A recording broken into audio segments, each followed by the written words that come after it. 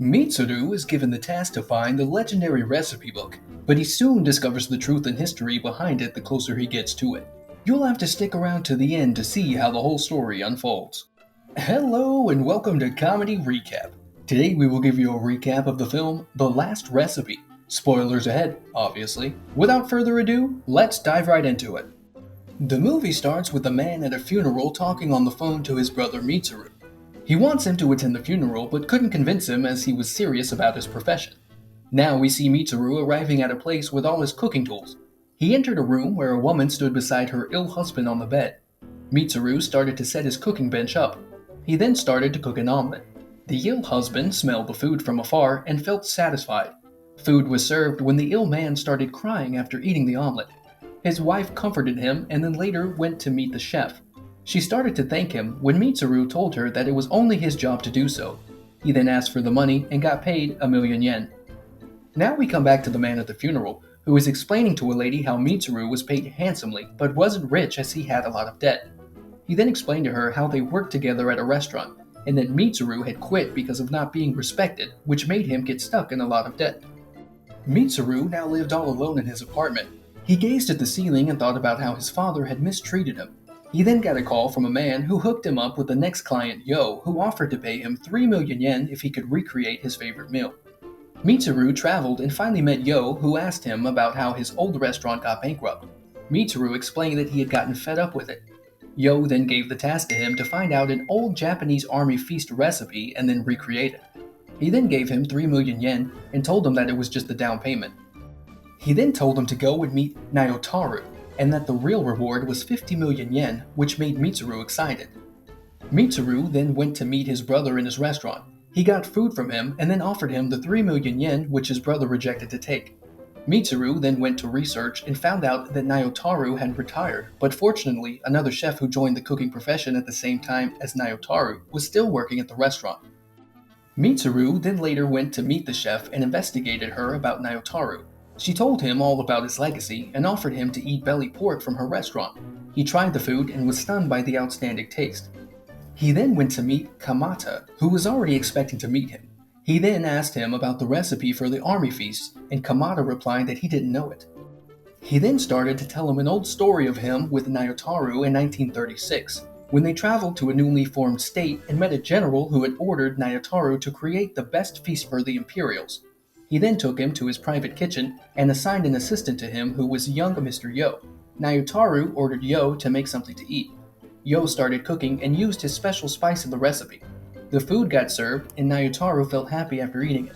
He felt so confident that he offered Yo to create the Imperial feast with him together. Now, Naotaru started to cook and they tried to recreate Yo's dish. They all then started to create and experiment with different styles of food to create the best dishes. どうして僕はね Naotaru, after asking Kamata about his favorite dish, started cooking sweet fish wrapped as a spring roll. Now, coming back to the current time, Kamata was also cooking the same spring roll. He served it to Mitsuru, who felt and memorized each ingredient in it. Upon asking about the other dishes, Kamata told him all about them. Now, back to the story of Naotaru. The general tried all the food created and then congratulated Naotaru for succeeding. Naotaru later became a little arrogant and started to rudely treat Yamada and Yo and even rejected his own created dishes. Yamada and Yo took a break and went outside with Naotaru's wife, serving them tea. Naotaru's wife took pictures of Naotaru's work and recorded it in the recipe book. The next day, Yamada and Yo used the book and finally created the same dish exactly as Naotaru. Naotaru then set up a schedule and told everyone the time they had before they needed to complete all the dishes. They then continued with their efforts to create the best dishes for their feast. They failed some time but still pushed through. Time passed by and they had finally created all 112 dishes. Everyone celebrated, while Naotaru was dissatisfied with some dishes. He then ordered the rest to create new ones. Later, he started to work alone and got tired of failing when his wife came to him and reminded him to get accompanied by Yamata and Yo as they can help him figure out the recipes. Later, as Naotaru and the rest were in the kitchen, a man came in running and told them about Shisu, who had given birth and died sometime later. He then went back to the kitchen and started working as if nothing had happened. He then created the dish his wife liked and fed it to the rest and himself, when later he started to cry and miss his wife. Now back to the current time, Mitsuru asked Kamada about the recipe, to which he gave him an address to visit. He then went to meet his friend and told them of how he was failing to find the recipe for Nayotaro. He then traveled to China and visited the Slava Hotel. There he met a man who told him that his father knew Nayotaro. We then see his backstory, in which the man is a little boy and his father met with Nayotaro, who wanted to join his restaurant. The man refused to let him work until Nayotaro went into the kitchen and cooked up a dish. The hotel owner tried his dish. He liked it very much and later even recruited Nayotaro. Now, as Mitsuru sat with the man, he talked harshly of Nayotaro and how he was defeated. A few seconds later, Nayotaro's famous cabbage rice roll dish got served to him. Mitsuru ate the dish and was stunned completely. Now back to the past story. It was announced that the Chinese and Russians were revealed to be spies. Nayotaro got angry and went straight to meet Yo. He started to push him around and made him leave his kitchen forever. Now, coming back, the hotel man told Mitsuru that he was given the book by his father, and he gave it to Yo as ordered by Nayotaro. Mitsuru then went back to Yo and accused him of lying. Yo denied having the recipe book. He then gave him a letter and made him read it. The letter included the events before Nayotaro got angry at Yo. Nayotaro was told by the general to poison the dishes, to kill the Imperials, and to blame it on Yo. Nayotaro felt betrayed and had to make Yo leave to save his life. Now the day of the great Imperial feast came, when Nayotaro presented only one dish on the table.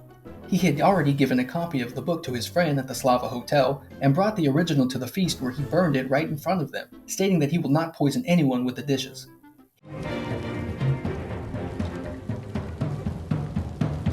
He was imprisoned and later shot by the general for betraying. Yo then explained that he, after receiving the book, met Yamata and they both went to meet Nayotaro's daughter. He then gave her the book and explained what had happened to her father.